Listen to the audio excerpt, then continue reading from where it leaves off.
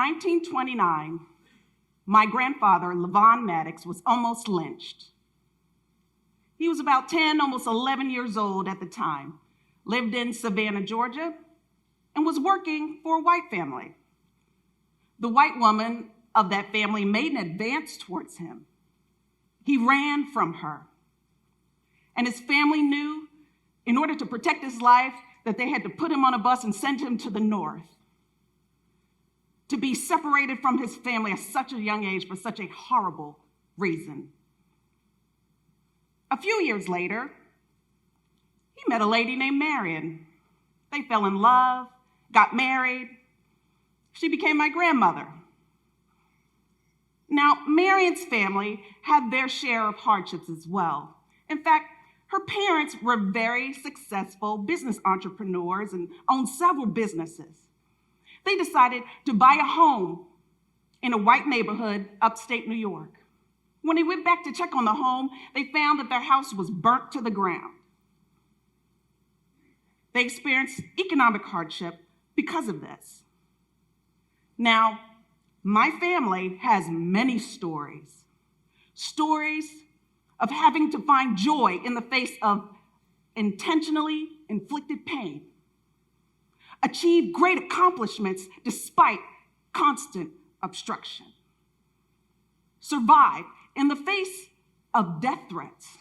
Now, my family's stories are not unique at all. This is the legacy of slavery and Jim Crow in this country for millions of minorities. Slavery and its vestiges is the atrocity in America that has yet to be reconciled, that still impacts us today. Over 15 million indigenous persons and persons from Africa were forced into chattel slavery.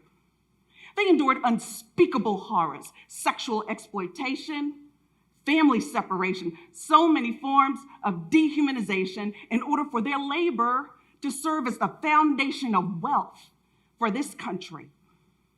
Actually, this city in particular, the city of Charleston, played a very instrumental role in slavery. In fact, over 40% of enslaved Africans that came to America came through the ports here in Charleston.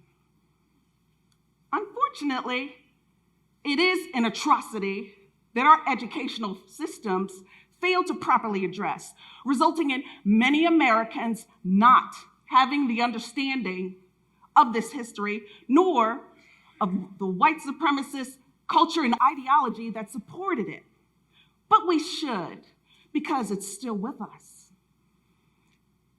Today, for example, just the mundane, everyday, normal activities of minorities, African Americans, are being policed as if slave codes are still in effect.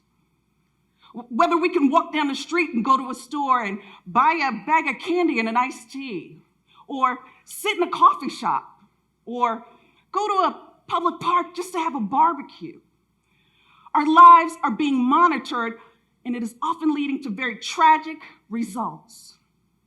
Today, every system we have, despite the passage of civil rights laws and the impact of the civil rights movement, still exhibits racial disparities. Education, healthcare, voting rights, housing, our criminal justice system, economic opportunity. There is no system in existence that does not display racial disparity. Today, hate crimes are actually on the rise. You know, last semester, I dropped my daughter off at her university, and we found that racial epithets were scrawled across a student center. Now, this is move-in day. Just a few blocks down the road, you know, we've experienced hate crimes here. In Mother Emanuel, a young white male enters into a church to kill 9 innocent people in order to start a race war. In Charlottesville, Virginia, a young woman, Heather Heyer, was killed because she was fighting against racial hatred. At our workplaces, there are people hanging nooses in order to intimidate minorities. Now, these things are happening today, and they show that not only is our history still with us, that many harbor racial hatred, past and present. Now, some of the leaders in our community said, we need to do something about the level of racial hatred we're seeing in our community. So we formed a collaborative, a multiracial collaborative, because racism impacts everyone. We decided we need to attack this from a different perspective, from the perspective of truth, healing, and transformation, to start a real racial reconciliation process. So we studied cities, states, universities, and we found if we're going to start with the truth, we have to start with the institution of slavery, because that's where the racism began. So we approached city officials and we said, we would like for the city to issue a formal apology for its role in the institution of slavery and render a commitment going forward to deal with systemic racism, like opening an office of racial reconciliation. Now, I just said the word apology. How many of you all like apologizing? Yeah, no. We don't like to do it. Now, we learn from the time we're very young, usually from a parental figure, that it's what you do when you've done something wrong. I learned how to apologize from my mother. My mother, she had a very interesting view of atrocities and apologies.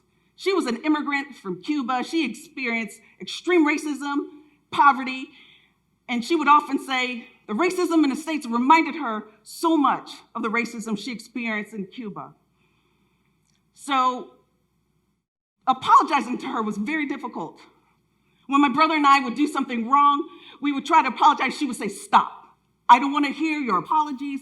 What I want to hear is how you're going to change. And she was right. True apologies require change, and I would keep her wisdom with me throughout this process. Because if you think getting someone to apologize for a personal wrongdoing is hard, try getting a governmental entity to apologize for an atrocity. Very difficult. I'm going to share some of the reactions that we received, because there were many. The resolution passed, but it was challenging. Some, they embraced it and said, thank you, it is about time we did this. Others had no clue of the historical facts surrounding slavery and segregation, and they had to learn. Still others said, well, they didn't want the accountability, said, well, what else do you want after this apology?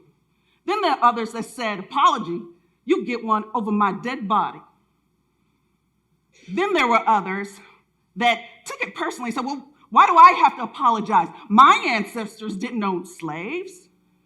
They didn't realize we were talking about governmental atrocity. Then there were others that said, why are we talking mere apologies? We need to be talking about reparations and remedies. And yes, they're right. We need to have that conversation about remedies. But a remedy fixes a wrong. You have to acknowledge the wrong first. And then there were others that said, why are you picking on Charleston? Atrocities have happened all over the world. And you know what? They're right.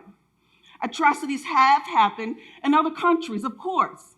But you know what's interesting? That over 50 countries have entered into some sort of truth and reconciliation movement in order to deal and reckon with their past, their genocidal acts, their acts of racism and ethnic discrimination against their own people. And these processes aren't perfect, but at least they've begun the process. You take Germany, for instance, a country that used our Jim Crow laws as inspiration to create their Holocaust. They've been issuing reparations for the victims of the Holocaust for decades. South Africa used reconciliation to dismantle apartheid and is now rendering measures of economic justice for its victims. Even Canada is involved in the reconciliation movement for its acts of discrimination against its Aboriginal children. They forced to attend residential schools in order to assimilate into Western culture. The United States of America has not ever entered into a national racial reconciliation movement for its role in slavery, and it should, because the racism that we see today is a direct vestige of this institution, and it is proving time and time again to be our Achilles heel. So what do we do in the meantime until that happens? We all must decide that we have to fix this together. You know, racism is not an African American problem. It is not a minority problem. It is an American problem. Dr. Martin Luther King stated, "We may have come on different ships, but we're in the same boat now." We all must decide it's time for us all to learn the history you should have learned in school. We have no excuse today. We have the internet, we have Google, we have libraries. The information is right there, the resources are there. Demand that our educational systems properly teach our children the whole of American history so that our children can grow up with understanding. Participate in racial equity and healing and racial transformation training so you can have the tools to be able to deal with these issues. Most importantly, we need to act.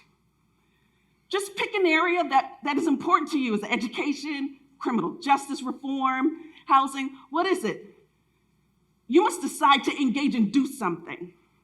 It is time for us all to engage in breaking the chains of systemic injustice so that finally the vestiges of slavery can cease.